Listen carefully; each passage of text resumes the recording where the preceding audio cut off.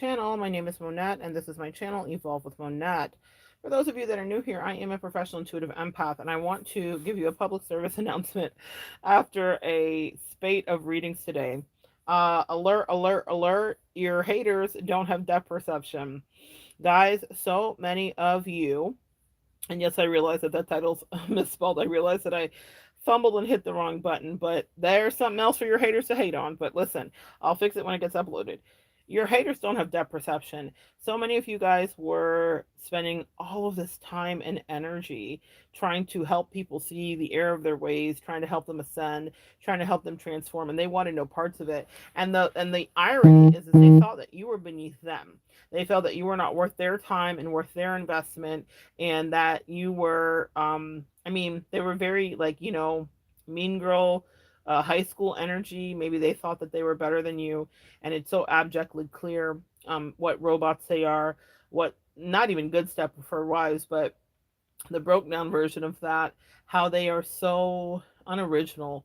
And there is nothing that I abhor more than someone who doesn't follow their own soul, creativity, and spirit.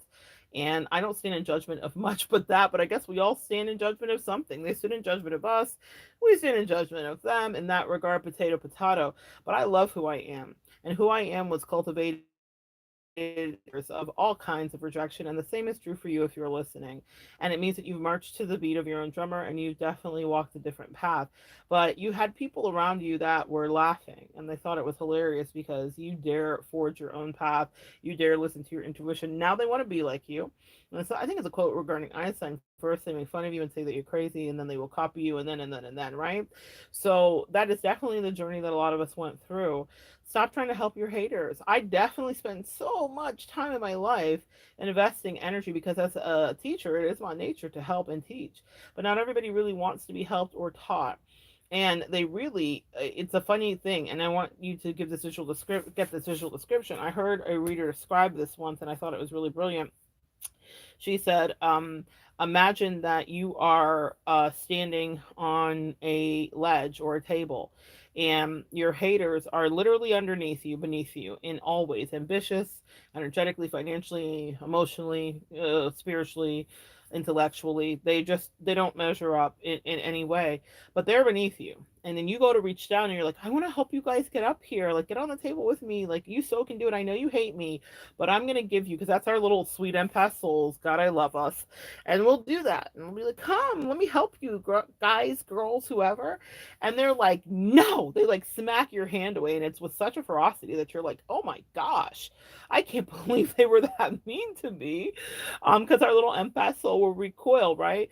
But they're like, "You're beneath me, mind you. You're on the ledge, the table. You're on the edifice that is above them." Actually, in every way, if you look at their life and your life, it's not the same. It reminds me of a look at you and look at us. That's a song by Two Chains and Lil Wayne. I won't say the rest of it, but what they essentially say is, all of my friends are rich AF. And empaths, you are in a spiritual abundance and an overflow, so you are rich AF energetically. But they're like, you know what, you're beneath me. How dare you extend your hand, your dirty, filthy, not as cool hand. That's cool. I won't be as cool, but I'll be successful. I'll be abundant. I'll be at peace. I'll be loved. I'll have every situation I want in every capacity, in every way that I can. So, what I want you to understand, guys, is that it's not your job to help your haters. Now, if you live your life, you'll be a beacon of shining example, because your haters stalk you, because that's what haters do. They don't have anything that they're creating. There is 5011 things in my day in life that happen that I need to take care of. I don't have time to hate. I literally don't have time. Haters are unambitious and not curious about life. And so they have nothing but time to look at someone else and to be like, she's this, she's that, he's that, she's this. They should have done it this way. I do it this way. Da da da da. That's not us. And your hater will always find ways to unravel you If they put even a fraction of that time to work into themselves, my God, the lives they could have. And instead of me putting all that time and energy into helping people that were ungrateful, patently unambitious, actually lazy, and incapable, I decided to put that time and energy back into me. Jay-Z says he took out of the community, gave back to himself, and that was the win-win. And now he's a billionaire. Indeed, it was. People had a lot of feelings about that. Is that fair? Sometimes you have to leave the community that you're around. You have to leave the friend group that you're around because they will drag you down.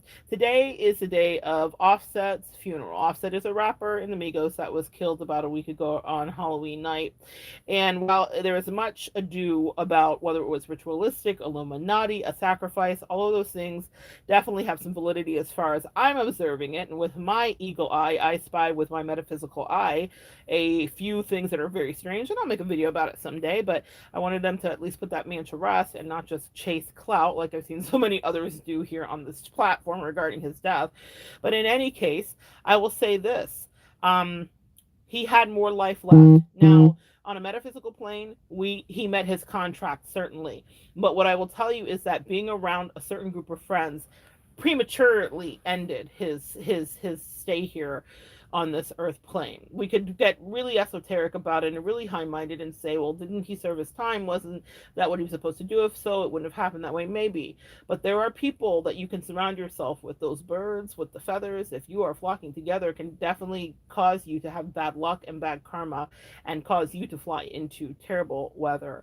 And so, what I want you to do is be careful because your haters may have been friends that were right up underneath you, family members, XDs, besties, frenemies, friends with bennies, whatever. And they definitely did not wish well for you. And whomever their energy around is something that will attach to you. Empath, we are porous like sponges. We absorb people's energy. Stop trying to help your haters. They don't really want to see I stepped away and gave back to me, and that was the win-win. I knew that the haters would watch because that's what haters do. They're nosy AF, and they have nothing else to cook up in their narcissistic brews. So I thought, well, they can check out a video and learn a lesson at their own pleasure and leisure, but I'm not going to be there hand-holding and wishing for them better because they are wishing for your demise. You ever had a friend that you thought was rooting for you, but that was literally smizing through lying eyes? Smizing is a term that Tyra Banks, who is also a hater in her own way, came up with, which is smiling with your eyes. So acting like they like you, but really their eyes are telling lies. Tell me lies, tell me sweet little lies. I'm thinking of the devil's advocate, those demons that revealed themselves when the blouses came off. That's what your haters really were. They did not want to see you take off. Instead, they wanted to take years off your life. They wanted to see you in sacrifice. They wanted to see you be a sacrifice. They wanted to see you in strife.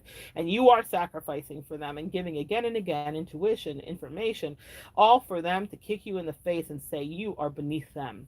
Let the universe balance out that karmic debt and teach them a lesson they'll never forget when only they wish that they could get back to having your help, and they will never forget how they treated you. But it is not your job to stay there to see what that karma do. It is also not your job to stay there to help them do a continuing education class on how to be a better empath like you.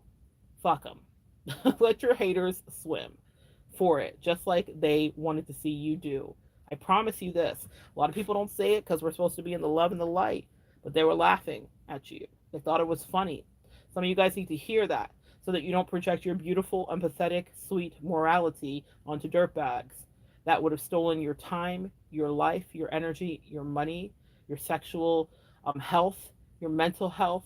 They wanted you to feel like them, and they feel like everyone else, boring and overlooked. So how dare you stand out and shine? How dare you write your book? How dare you sing your song? How dare you make your art? How dare you call them out for the toxic part that they played? Stop giving your haters hands out or cups of nickels or chances day after day. I would expeditiously push them away. They're still going to watch you, but let them watch you. Slay, girl, slay. Shout out to Emily if you ever hear this. I hope you're doing good. Slay, girl, slay. Let them watch you slay, girl. Slay. But don't let them stay in your face lying and playing mind games. and hoping that you fall down on your race. It's the tortoise and the hare with the haters. They are the hare. They're the rabbit that thinks so. They're so fast, playing games, laughing, being charming, being a narcissist. It's hilarious. Take your plodding, sure steps to your finish line and meet your goals. Because that is really the greatest uh, win that the hater will have to behold, because they will be behind you. They are beneath you. I know people don't like to hear that be said, but it is the truth. They do not have the vision. They do not see the visions that flash across the front of your forehead, in your pineal gland, in your third eye. They did not understand what you wanted to do. They thought you were telling lies. They did not believe in you, and in fact, they rooted against you. Your hater does not have depth perception. They cannot see through any kind of obstacle to get to a place where they can create a win. And since they can't envision it for themselves, they will try to convince you again and again that it is also not for you. It is something that you can't do. But I'm here to tell you today, Divine Feminine, Empath, Earth Angel, Light Worker, it is simply not true. That is their reality. They are stuck. They are basic. They're in the muck. And they know that the only thing they had was the tactic of high school and yesteryear, which is to treat you badly enough to create fear and insecurity they hoped, which would keep you from ever striving for your goals and surpassing them, as was always prophesied for you to do. Your hater is terrified because they've always intrinsically known that they could never surpass you. Stop helping your haters. Come back and join me next time, guys, and we'll continue to evolve together. Hey, Sayla the villain. Hey, Monette, thought of you this morning and wishing you many blessings. Hey, I'm so glad you thought of me. I think of you guys all the time. I love you to life and back. Stop helping your haters. Get those monkeys off your back. Come back and join me next time, guys. We'll continue to evolve together.